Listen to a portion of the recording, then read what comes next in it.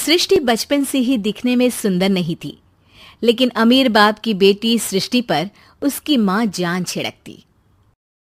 मेरी बेटी कितनी प्यारी है, भगवान सबको सृष्टि जैसी बेटी दे। सृष्टि धीरे धीरे बड़ी होती है। एक दिन सृष्टि की सहेली कहती है, तू दिखने में कितनी अजीब सी है, लेकिन मैं जानती हूँ हम सब में सबसे अच्छी शादी तो तेरी ही होगी। तेरे पापा अमीर जो है। और बता नहीं सकते यार, दहेज तो हर कोई देता है, ये क्या ज्यादा ले जाएगी अपने पति के लिए? अरे बड़े शहर में कोठी है इसके पापा की। अरे पापा की है ना, कौन सी इसकी है? इसकी होती तब तो कोई भी लड़का इससे शादी कर लेता। अरे पापा की मतलब पापा की है तो मेरी ही है ना? किसने कहा? अब तेरी तो तब होगी ना जब तेरा भाई ना हो। वैसे भी शादी के बाद सारी प्रॉपर्टी भाई के नाम होती है। सृष्टि समझ जाती है कि उसे किसी भी हालत में माँ बाप की सारी प्रॉपर्टी को अपने नाम करना है, लेकिन कैसे? एक दिन सृष्टि का भाई शीनू कहता है, बहन क्या कर रही है? तुझसे एक बात करनी है। अरे हाँ हाँ करना, मैं तो तेरी बहन हूँ। बहन मेरी लाइफ में ना एक लड़की है, बहुत अच्छी है। मैं सोच रहा हूँ माँ और पापा से बात करूँ शादी के लिए। सृष्टि को समझ में आ जाता है कि भाई की शादी होते ही भाभी उसे एक दिन भी घर में बर्दाश्त नहीं करेगी। क्या बात है भाई, बताना कौन है वो? यार वो बहुत अच्छी लड़की है, पढ़ी लिखी है, मेरे साथ जॉब भी करती है।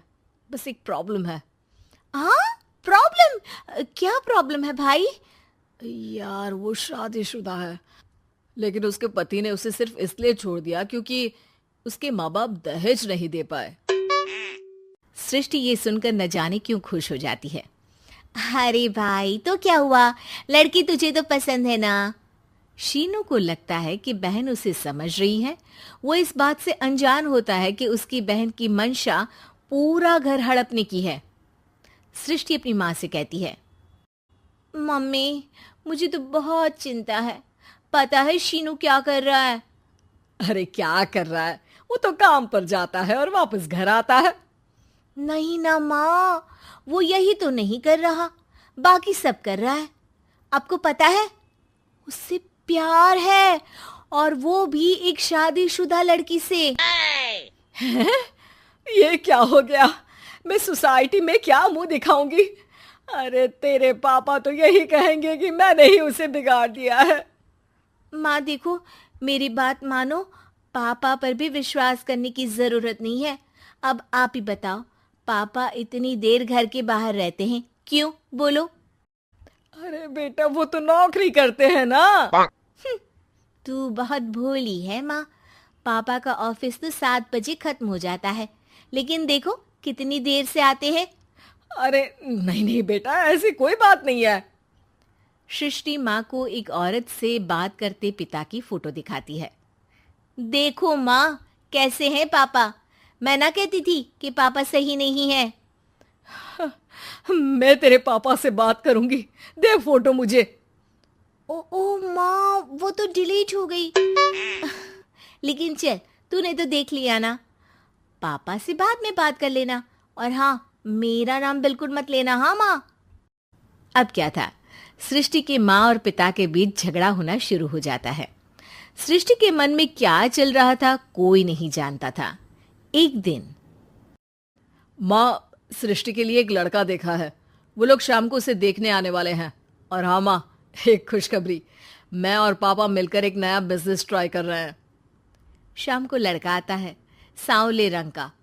सृष्टि को तो बिल्कुल भी पसंद नहीं आता। लड़की की माँ कहती है, लड़की का चेहरा तो कोई खास नहीं, लेकिन अगर मेरे बेटे को आप लोग सेटल कर दें तो मैं उसकी शादी आपकी बेटी से करवा दूं। सृष्टि को लड़का बिल्कुल पसंद नहीं था। उसे भाई पर गुस्सा आ जाता है। लड़के वालों के जाने के बाद कहती है, माँ देखा शीनू मेरे लिए कैसा लड़का लेकर आया, न दिखाने लायक न सुनने लायक, सेटल भी नहीं, वो भी हम करे। अरे माँ, मैं जानती हूँ ये मेरी शादी किसी भी घर में क्यों करवाना चाहता है। अरे कैसी बात कर रही है बहन? तूने तो देखा ना, लड़के को मैंने ही मना कर दिया तुझसे शादी के लिए।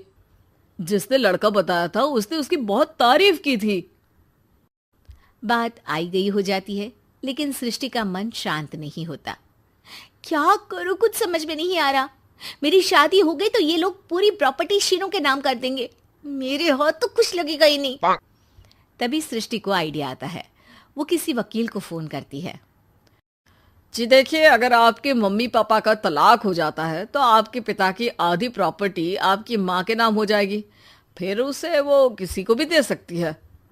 सृष्टि अब माँ को बेटे के खिलाफ भरती है। माँ, शीनू पर नजर रखा करो, वो जिस लड़की के प्यार में है ना वो शादीशुदा है। यहाँ आएगी, सारा पैसा रुपया जमीन जायदाद सब हड़प लेगी। पापा का भी हाल तुमसे छुपा नहीं है।